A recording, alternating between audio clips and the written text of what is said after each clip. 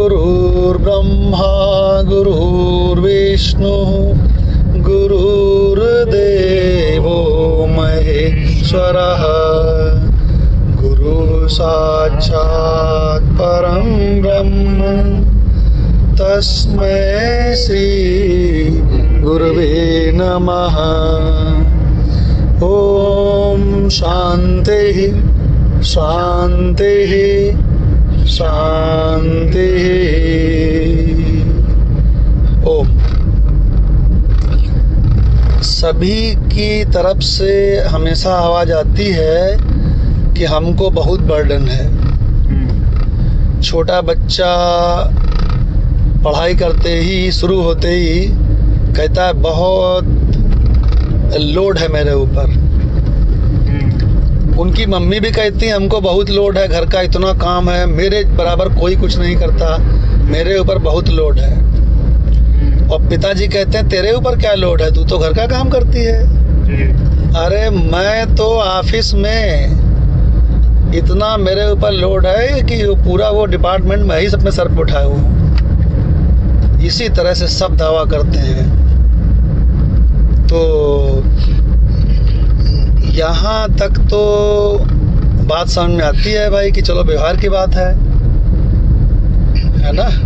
लेकिन जब लोग धर्म कर्म करने लगते हैं तो उसमें भी मेरे ऊपर बड़ा लोड है। क्यों? क्योंकि मैं तो सुबह उठ के 1 घंटे नहा धो के 1 घंटे पूजा करनी है, एक ये लोड है, ये भी लोड है। तो कोई ध्यान करता है तो कहने लगा जब मैं ध्यान कर रहा था तो बहुत शोरगुल किया तुम लोगों ने, ये लोड है। तो यहाँ चारों तरफ सब के सब भार उठाए घूम रहे हैं। बड़े बड़े धर्म कर्म करने वाले आध्यात्मिक लोग भी भार उठाए घूम रहे हैं। तो इसके बारे में एक ब्रह्मनिष्ठ महात्मा कहता है कि भार कौन उठाए हुए है, तो बताता है वो महात्मा, कहता है अहंकार ही भार उठाता है। अहंकार ही भार उठाता है। देखिए तो महात्मा किस तरह से कहता है वो,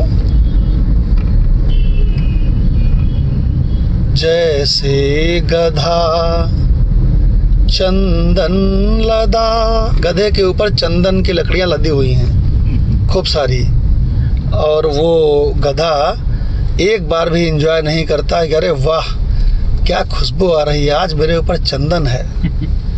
जैसे गधा चंदन लदा बोझा ही मात्र उठाय है, मजदूरी में धन को कमा फिर उससे भूस को खाए है। देखिए एक ब्रह्मनिष्ठ महात्मा इसको लिखता है। क्या मतलब हुआ कि पूरा जीवन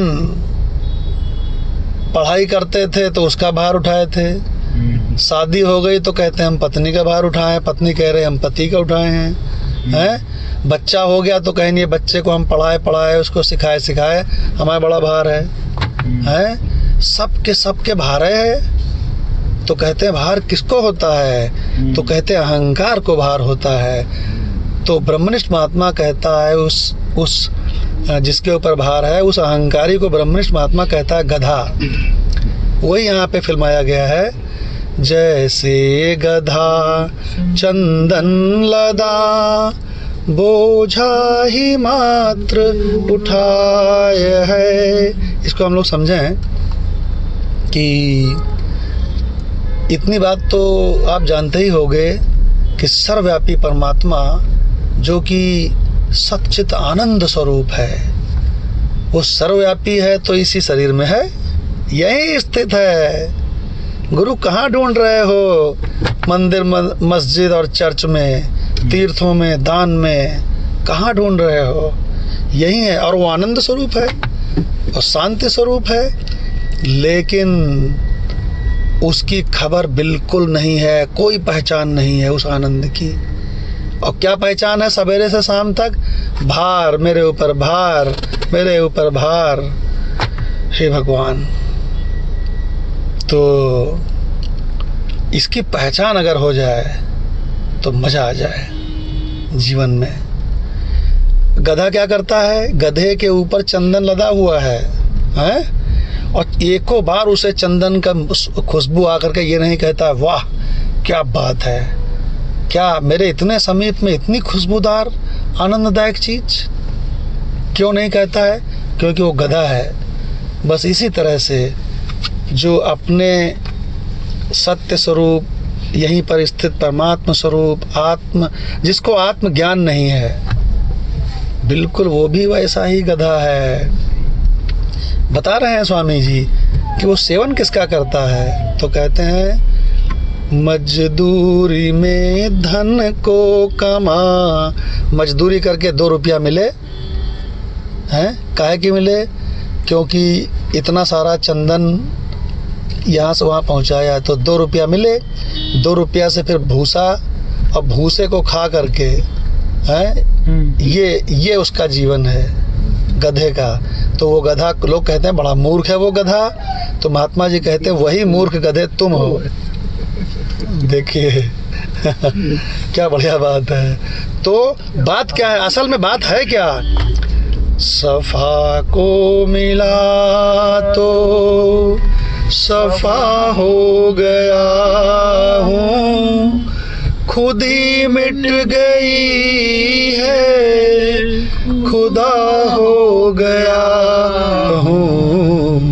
खुद ही तो पर्दा था दीदार के लिए, वरना कहाँ नकाब था यार के लिए। देखिए, तो इसका मतलब ये खुद ही, ये जो अहंकार यही आड़े आ रहा है। तो अहंकार मिटे कैसे? तो कहते हैं भगवत गीता में आत्मज्ञान सीखो। किससे सीखे? तो बोले भगवान कहते हैं तद विद्धि प्रणिपातेन परिप्रश्नेन सेवया उपदेक्षन्ति ते ज्ञानम ज्ञानिनः तत्त्वदर्शिनः। तत्वदर्शी के पास जाके सीखो। कहना हम नहीं सीख सकते, वहाँ हमको छोटा बनना पड़ेगा। तो कहने लगे फिर जिंदगी भर गधे रहोगे। ओम शांति शांति शांति।